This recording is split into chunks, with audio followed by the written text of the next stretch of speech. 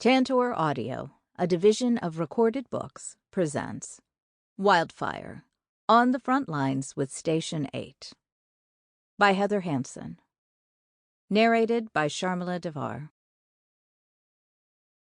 There is but little of all the vast forest area of this country which does not bear, either in actual scars and charcoal or in the manner of composition of its growth, the marks of fire. Gifford Pinchot, National Geographic, 1899. What we do well is grit. Matt Hayes, City of Boulder Wildlife Fire Division, 2016. Author's Note: I spent the better part of 2 years immersed in wildland fire science, history, and ecology. I was fortunate to spend much of that time in the company of the remarkable crew of wildland firefighters based at Station 8, City of Boulder Wildland Fire Division. To best convey the scope of what I learned and experienced, I have structured this book in the following way. Part 1 offers a glimpse into the daily lives and challenges of this group of elite wildland firefighters.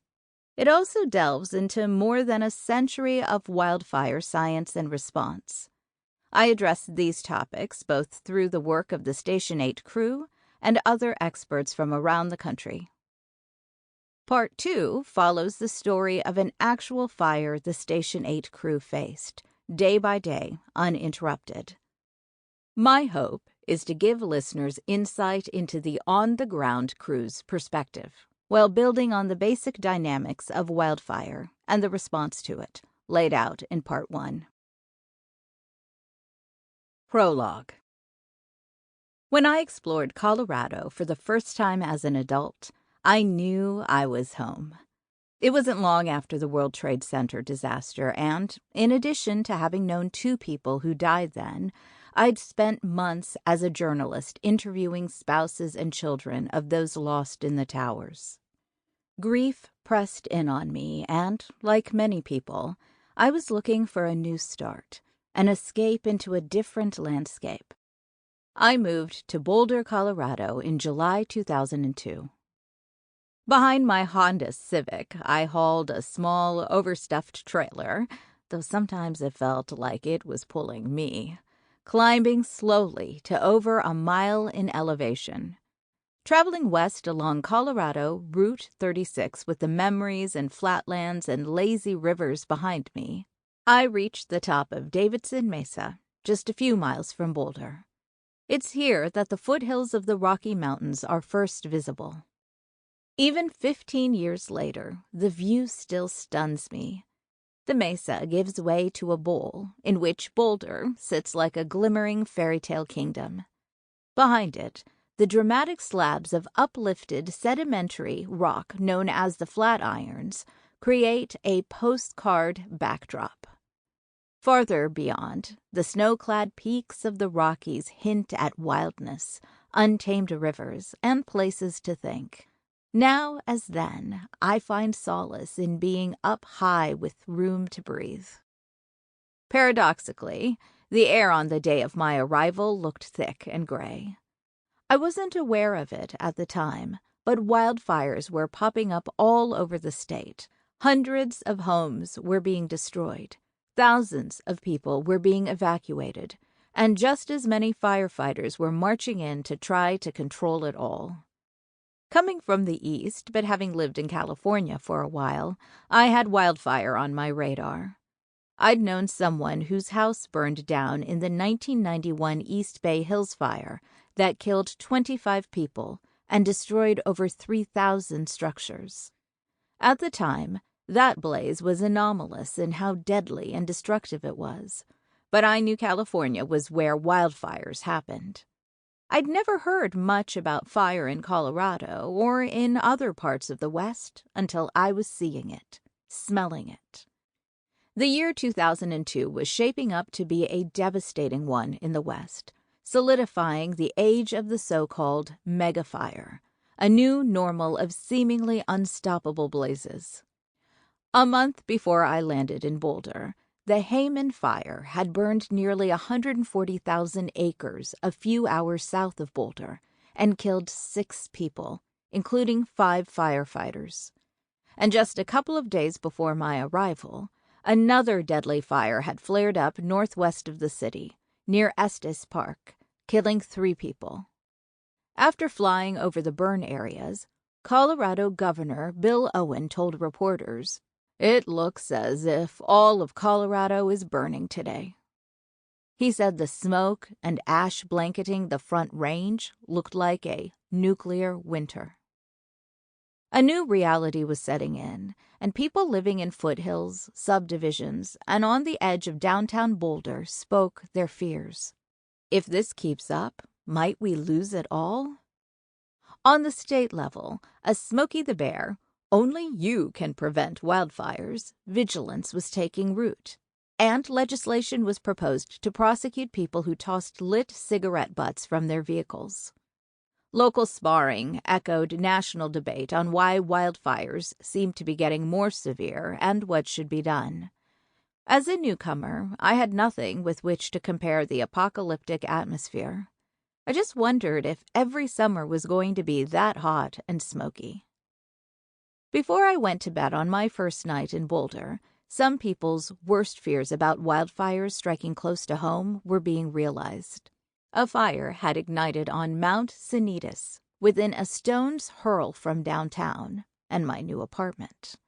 Crews tamped it down quickly, but just as they were going home to rest, another fire started on city open space a bit farther north. That incident, the Wonderland Fire, would evolve into the largest fire Boulder had seen in more than 20 years. Crews jumped on the fast-moving grass fire as the wind took it north and west. Residents in 1,600 homes were asked to evacuate. Some 100 firefighters worked the fire that first night, backing off when the wind darted around, pushing the fire to the south and east. The next day, I drove to the north end of town through a yellowish haze and stopped at the Wonderland Lake trailhead. I watched as a twin Huey helicopter with a 100-gallon bucket hanging like entrails from its gut hovered over the lake, then carefully scooped up water and turned toward the steep hillside covered in dead grasses and parched sagebrush.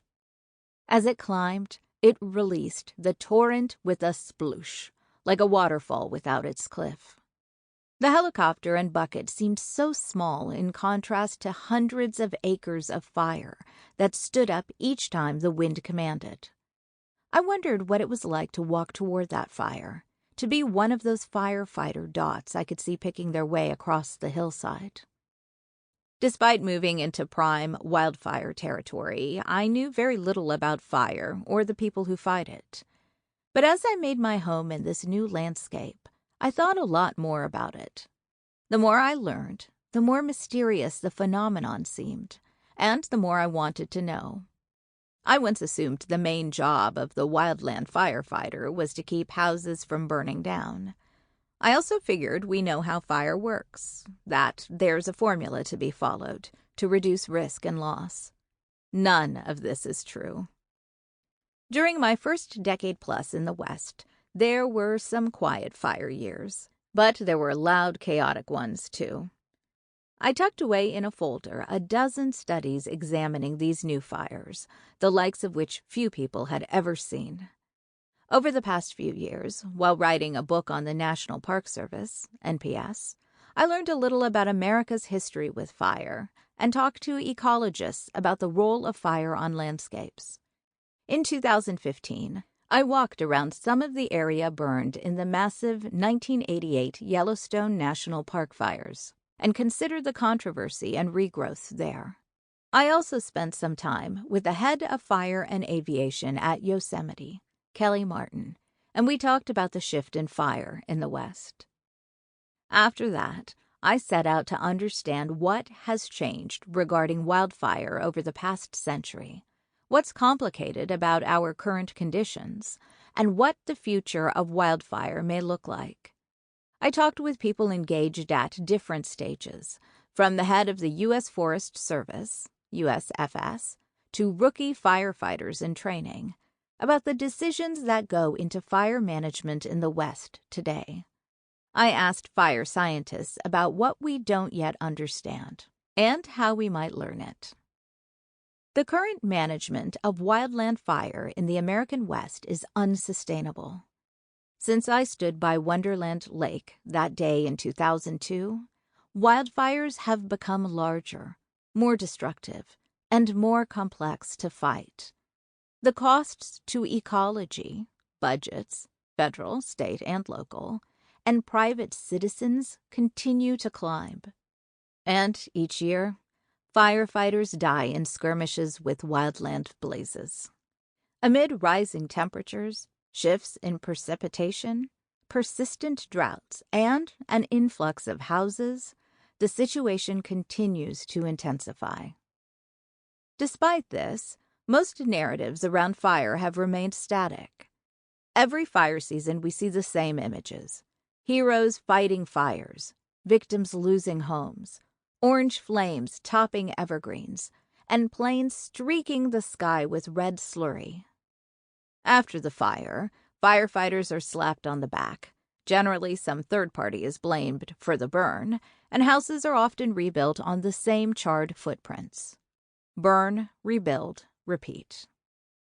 Wildfire is not a problem to be solved. It's part of the natural cycle of many ecosystems.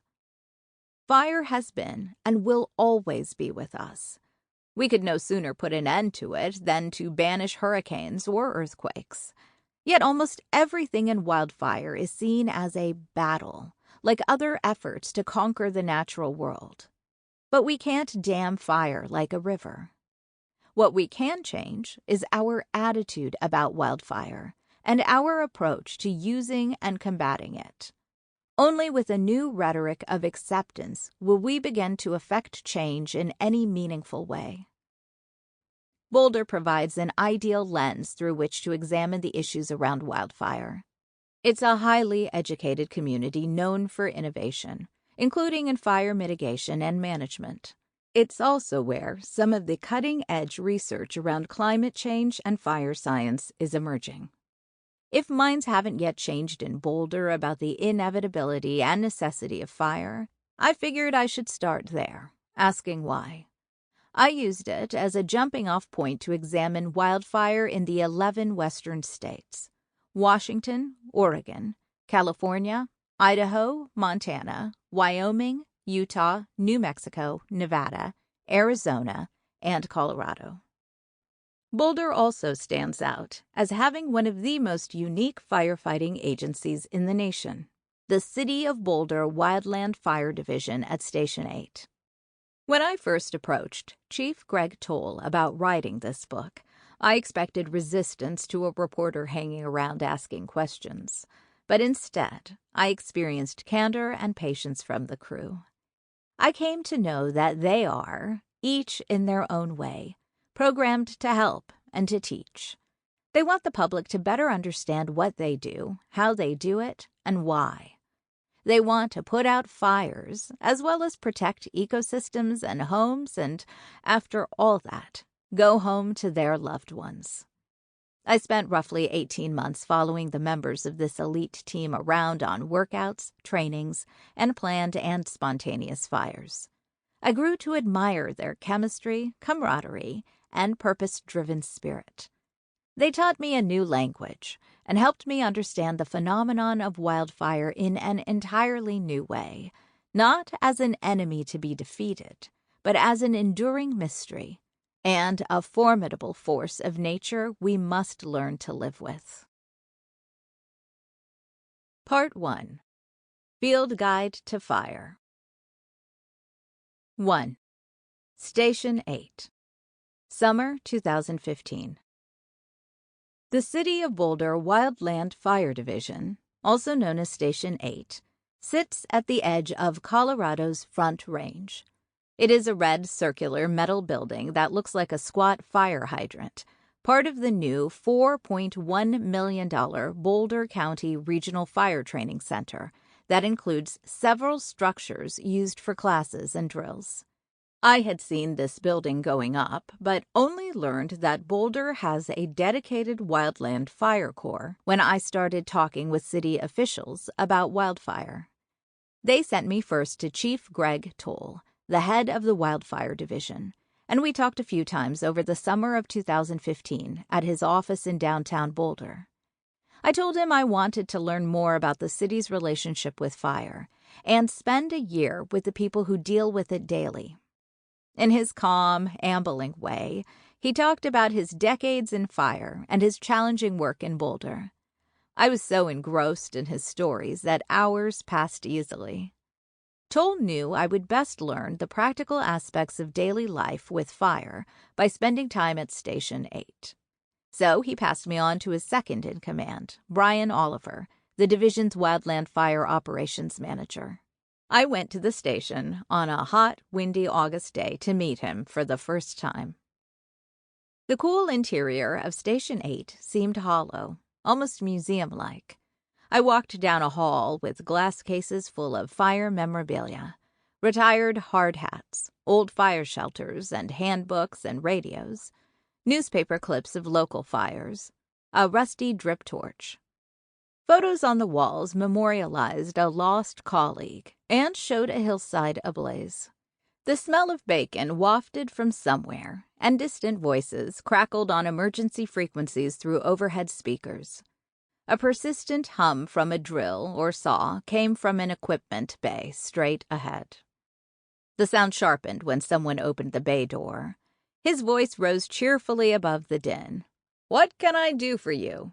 he asked with an easy smile.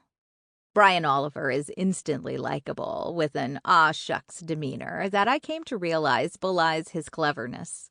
Toll had mentioned that Oliver had been working in fire for over 20 years, so I was surprised by how young he looked. Upon closer inspection, I could see his hair was thinning, and creases formed around his eyes when he smiled, but otherwise he was tan and toned, more like a beach volleyball player than a weathered firefighter. As we walked down the hall together, Oliver told me about his time in fire, from the mundane 16-hour shifts spent digging line to the death-defying moments that left me aghast. Now in his mid-40s, Oliver said he got his start as a seasonal firefighter in 1995, fresh out of high school. That first fire season working for the U.S. Forest Service was slower than he would have liked, in terms of pay and adventure, plus it was really hard work. Next, Oliver tried college but decided to pass, so when the USFS asked him if he'd be back, Oliver said yes. The following year was different, the busiest season in memory. Oliver went from one fire assignment to another, late May through mid-October, in just about every imaginable terrain, from the desert-like flats of Colorado and Utah to the breezy seaside slopes of Malibu, California. That season, he spent just 16 days at home. He said he was hooked. "I absolutely loved it. I thought it was the best job ever. So I just kept going back," he said. After racking up several hundred hours of overtime pay, he ended each season with enough money to get him through the off-season. Then Oliver might party on some beach all winter to escape the cold. In the years where his firework needed supplementing, Oliver would take a part-time job as a bouncer at a Boulder bar. We reached the heart of Station 8, a kind of command center with several recliners facing bookshelves waiting to be filled, and a big-screen TV. We sat down at a long table where planning, strategizing, venting, joking, laughing, and eating, so much eating, goes on. I could see the open kitchen included a massive range and 2 ovens, 2 sinks, 2 dishwashers, 3 refrigerators, and later inspection revealed a huge pantry filled with boxes of protein-infused pancake mix, energy bars, potato chips, and more. Oliver offered me coffee from a carafe that I later learned was kept full with near-religious fervor. The person who failed to put on a fresh pot was bound to suffer. Their lunch might get eaten, or their clean laundry might end up somewhere outside. The main room is dominated by huge picture windows, showcasing foothills that lie roughly 5 miles west. In the distance, glaciers drape rock faces like cool towels. Creeks slice through numerous canyons en route to the city. On most days, you can see some 50 miles of the Front Range north and south from the station. Between the hills and the firehouse lies the blue-green eye of the Boulder Reservoir, the Res. The location is a popular one for triathlon and marathon training and events. Even in the summer swelter or stinging snow, athletes power through their workouts around the Res's 5-mile perimeter. I told Oliver I knew little about fire management, but was eager to learn. He started with how fire response works in Boulder, which is a complicated but important part of the role Station 8 now plays. Pointing out the window to the hills, he named nearly 24 fire protection districts sprinkled throughout the landscape, with names like Boulder Rural, Sunshine, Sugarloaf, Left Hand, and Gold Hill. Some staffed with skilled firefighters, but many relying on less seasoned volunteers. District resources are first on the scene for fires in their geographical area, but through mutual aid agreements, they all help each other out. Then there's city-owned open space, county-owned open space, and federal land, all of which have their own jurisdictions. Oliver swiped his finger through the air, drawing invisible lines all over the foothills. Reading my puzzled look, he motioned me over to a set of large maps. He picked one up, unfurled it, and flattened it on the counter. Firefighters like maps. We're very visual, not very bright, he said, tapping a fingertip on his temple and smirking. He explained the color-coded blobs on the map mark the boundaries of the fire protection districts that cover our plains and hills. But there's a lot of rugged terrain that sometimes makes identifying a fire's origin confusing. That makes it tough to know who owns it and who should respond. Sometimes too few resources will show up, and often too many, Oliver said. A blast of warm air from outside ruffled the map as Chief Toll walked in through the station doors. "How's it going?" he asked casually. Toll is tall and broad in the shoulders, a former football player. He stoops over most everybody in a way that could be invasive, if not for his avuncular air. I'd met Toll a couple of weeks earlier, and I got the same feeling both times. He is sizing up everyone and everything in his vicinity. It is either a trait acquired throughout his 30-plus years fighting fire, or an innate one that helped him ascend through the ranks of the fire world. Toll always watches, but seldom says much. He is gray-haired now, in his early 60s, and he looks like an aging John Wayne with a thick mustache. His experience on the fire line is hard to match. He spent his college days in the early 70s on a hotshot crew, an elite, super-fit corps of wildland firefighters in Wyoming. He worked the 1988 Yellowstone Fire, one of the biggest blazes in modern history up to that time, and has been in the thick of most of Boulder's big fires. Toll and Oliver had worked together for many years, but there was still an air of formality between them. Oliver made an effort to defer to the chief when a question was asked. The son of 2 law enforcement officials, Oliver is the type to keep his head down until the job is done, and is stubborn to a fault. He told me a story that morning about a day early on in his career when he was tasked with digging a containment line around a prescribed, planned fire. Oliver kept scraping away at the ground without realizing that the other crew members were nowhere in sight. He'd made it about a mile away, in the setting sun, before his crew boss realized it and called him back. With some prompting, the 2 men started telling the story of how their unique urban wildfire division came into being. In 1989, a fire came to Boulder that changed everything. Just after noon on an early July morning, a tossed cigarette ignited dry grass on the slopes of Boulder Canyon, roughly 5 miles west of downtown. No rain had fallen in over a month, the relative humidity was bottoming out, and a string of high-temperature days were strung together like beads of sweat. July 9th topped out at nearly 100 degrees.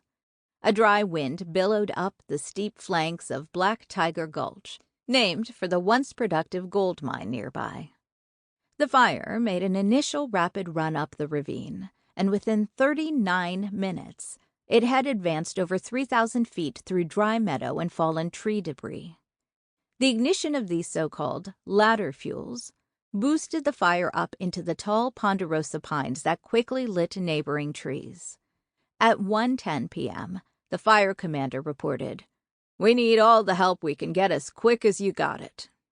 The flames continued to advance up the natural chimney into mixed conifer forests and toward dozens of houses in a residential area on the slopes of Sugarloaf Mountain.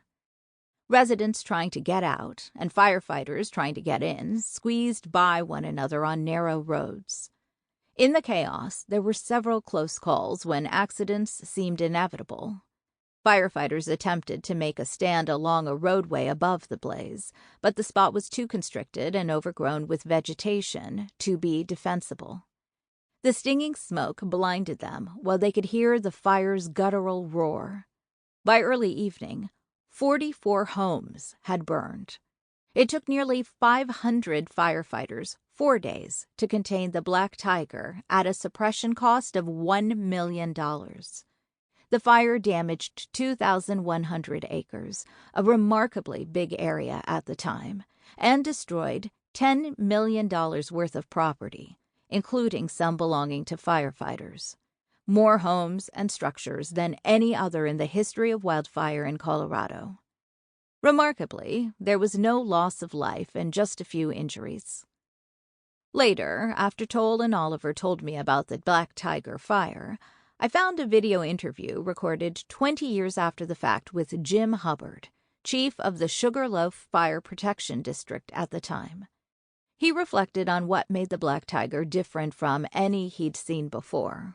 "We'd had a lot of small fires, but had kept them down to a couple, 3 acres, but this one got away from us," he said. Firefighters didn't necessarily know why Black Tiger was so much bigger than fires they'd experienced in the past, but emergency responders in Boulder figured if it happened once, they'd better be ready for the next time.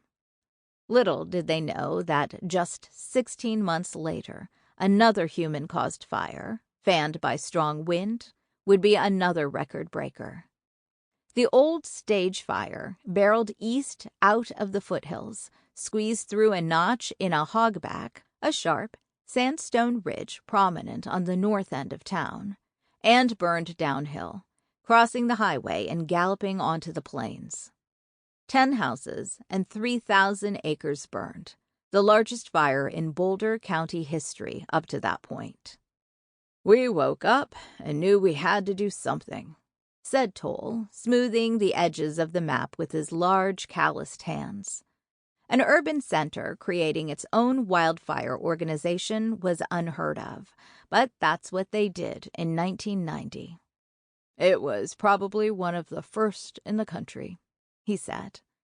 The division was a big idea, though sparsely staffed at first. For a while, it consisted of just one person, Wildland Fire Coordinator Mark Mullenix, who worked with other city departments to develop a preventive vision of fire mitigation and suppression. Toll moved back to his hometown of Boulder from Durango to be the open space superintendent, and Mullenix quickly tapped him for his fire know-how. Toll grew up roaming and camping in the Boulder foothills, fishing in the creeks, and catching frogs in what used to be swampland east of downtown. "Up to that point, it was just respond, throw lots of stuff at a fire, and hope nobody dies," said Toll. The new fire program aimed to take a more organized, proactive approach. Oliver added, Here on the Front Range, everyone thought wildfire is a problem for those people out there in California. The Forest Service deals with. Sample complete. Ready to continue?